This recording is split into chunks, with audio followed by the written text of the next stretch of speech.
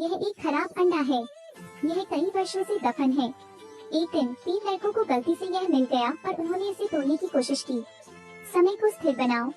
आकाश में पक्षी हैं, हवाई जहाज चल रही हैं, शहर में लोग और तारे, यहाँ तक कि चंद्रमा भी मौन और गतिहीन था। केवल प्रकाश, कोई अंधकार नहीं। पहले तो बच्चों को खेलने में बहुत मजा आया। वे खिलौने, खाना जैसी चीजें लेने के लिए स्वतंत्र हैं। केवल ये 3 बच्चे ही एक रहस्यमय अभिशाप की तरह महसूस कर सकते हैं। धीरे धीरे समय बीतता गया। जब बच्चे उग जाते हैं तो उन्हें लगता है कि दुनिया बहुत शांत है। जीवन में रुचि खोना।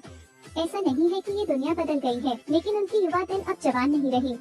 फिल्म की शुरुआत में 4 बच्चे जंगली पहाड़ों में लोहे की बाढ़ से गुजरते हैं। यहाँ सुरंग की मरम्मत चल रही है। उन्हें बड़े पेड़ के नीचे एक बड़ा छेद मिला, तो वे पूछताछ में लग जाते हैं। वे तय करते हैं कि पहले कौन प्रवेश करेगा। जाहिर है इस मोटे आदमी को नेतृत्व करना होगा। फिर एक एक करके वे अंदर चले गए। यह गुफा बहुत गहरी है। मोटे लड़के को थोड़ा डर लगा। सियोंग मिन उसे पीछे से आग्रह कर रहा था, इसलिए उसे रेंगकर आगे बढ़ना पड़ा। चारों बच्चे गुफा के अंत तक पहुंच गए। उन्होंने एक छोटी झील की खोज की जिसके नीचे से देखा जा सकता था। नीचे एक अंडा है।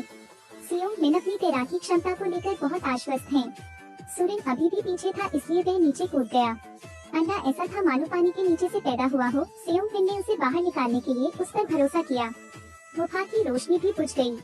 फिर 4 बच्चे रेंगते हुए बाहर निकले। उन्होंने अंडे को देखा और एक साथ एनिमेटेड बातें की। सुरेंग को पता चला कि उसका हेयरपिन चला गया है, इसलिए वह खोजने के लिए गुफा में गई। एक छोटा भूकंप आया।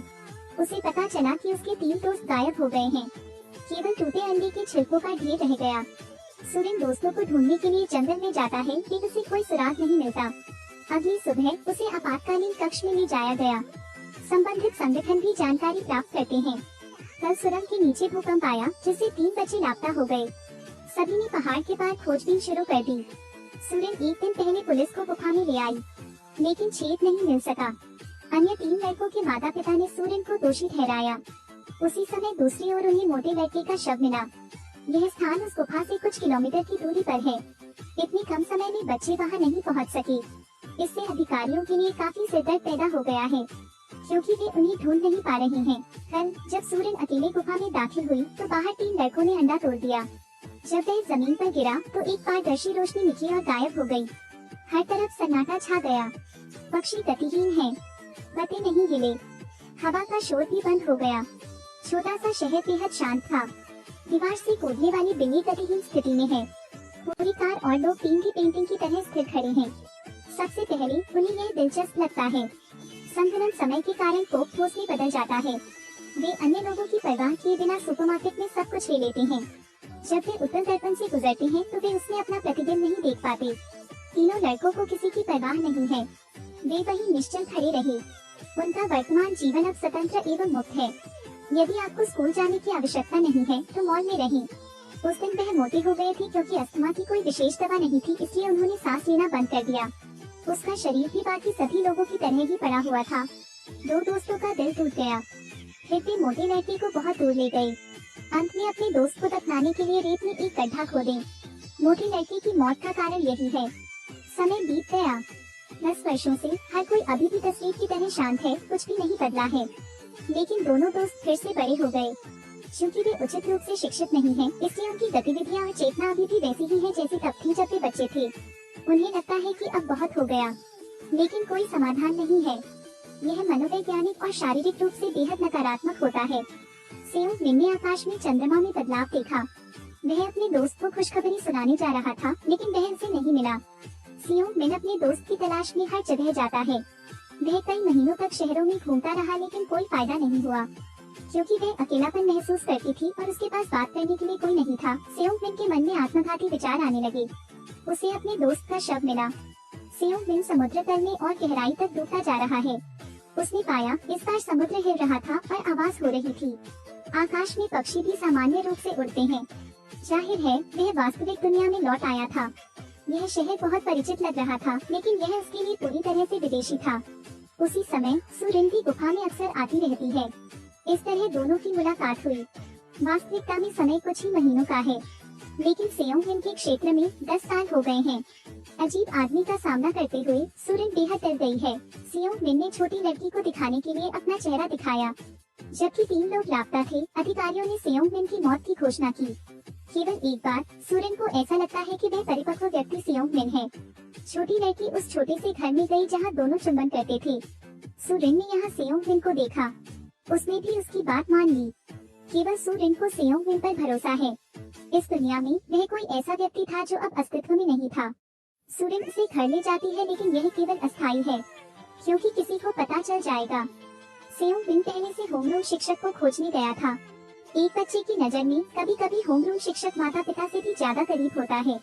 उसने सारी कहानियाँ बताई, लेकिन शिक्षक ने उस पर विश्वास नहीं किया। साथ ही बहुत डरा हुआ भी। उसे लगा कि वह युवक पागल है। सेयोंगविन ने अपने पुराने सहपाठी को देखा, केवल उनकी काया इतनी अलग थी। इस पर कौन विश्वास कर सकता है।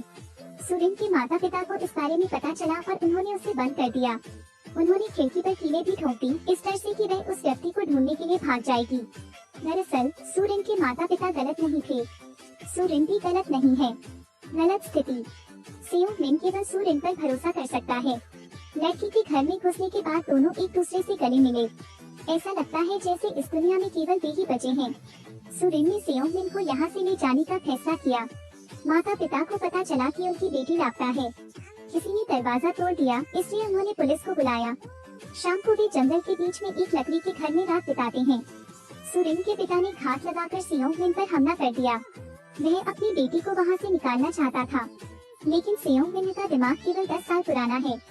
सुरिन के पिता को नीचे गिराने के बाद वे फिर से घर से भाग जाते हैं। अगले दिन पुलिस यहाँ जांच करने आई। उन्हें कुछ भी असाधारण नहीं मिला, लेकिन सेयोंगविन की पहचान साबित नहीं कर सके। सेयोंगविन और सुरिन शहर छोड़ने के लिए ट्रेन लेने की योजना बना रहे हैं। टिकट खरीदते समय उन्होंने अखबार में सेयोंगविन को देखा और एक वांछित नोटिस प्राप्त किया, इसलिए आप निरीक्षण द्वार को पार नहीं कर सकते। मैं दरवाजे से बाहर निकला तो पुलिस ने घेर लिया।